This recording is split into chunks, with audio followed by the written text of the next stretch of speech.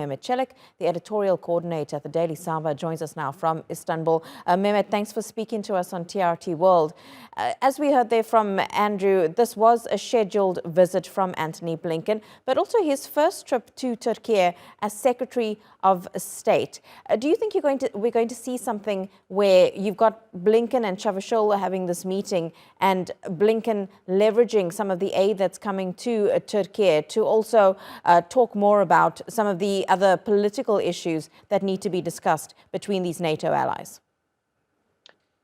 Well, Blinken's visit comes 2 years after coming to the office, whereas previous secretaries of states were visiting Turkey within 3 months, like Clinton and Tillerson, for example. They visited Turkey within 3 months of coming to the office. So this is a very late visit when it comes to bilateral ties, given the strained relations. Now, I think there is some damage control with regards to United States approach to some of the disasters that have happened to Turkey previously. Like, for example, even when it comes to the U.S. approach to failed July 15 coup attempt, they were very late and they were criticized for that. Now, I think this is some damage control when it comes to showing that solidarity and support. So I'm not sure if this is going to be a transactional, business-like visit if the earthquake, if it were to happen, if the earthquake hadn't happened. So this will be a time where the U.S. will show that support and solidarity to show that they are still paying a big importance to its relations with Turkey. Of course, the issue with regards to NATO bids of Sweden and Finland and other issues will be discussed. But I think the main, of course, as it is expected, the main topic will be the earthquake, and it will be some, damage control in the relations with showing solidarity and support, and the humanitarian aspect of this visit will come to the fore rather than other secondary issues at this point. And what will Ankara be hoping to get out of this meeting between Blinken and Çavuşoğlu? Because even before the earthquakes, what would they have been looking to achieve from such a meeting?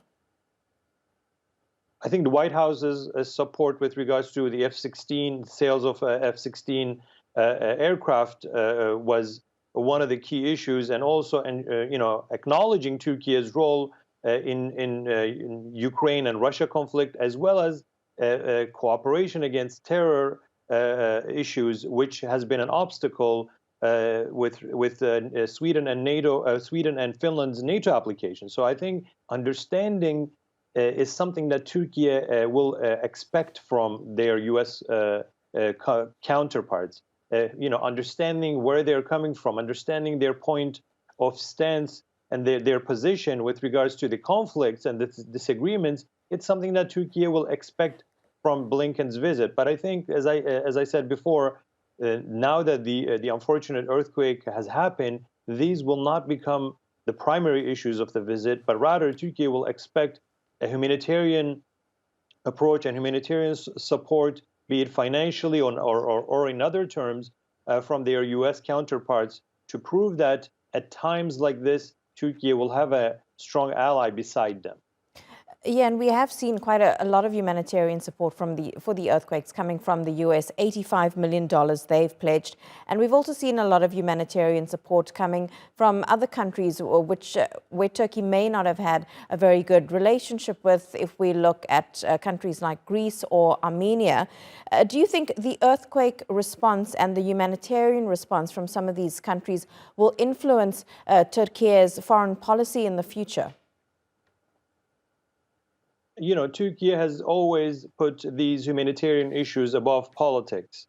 And this is one aspect. The second aspect is that some of the reconciliation attempts prior to the earthquake within its region that Turkey has undertaken has also come to fruition right now. With regard to specifically Greece and Armenia, Turkey has always put humanitarian issues, be it with regards to the forest fires or be it with regards to the earthquake, when it comes to approach to its relations with Greece, for example. So I think this is a reciprocal matter with regards to Greece. And with regards to Armenia, Turkey, the border has opened after 30 years for humanitarian issues, and I think there is willingness from the Greek side and the Armenian side to fix its relations with Turkey, and the same goes for Ankara as well. However, there is, of course, some, once we put the humanitarian aspects aside, once this devastating and the unfortunate, tragic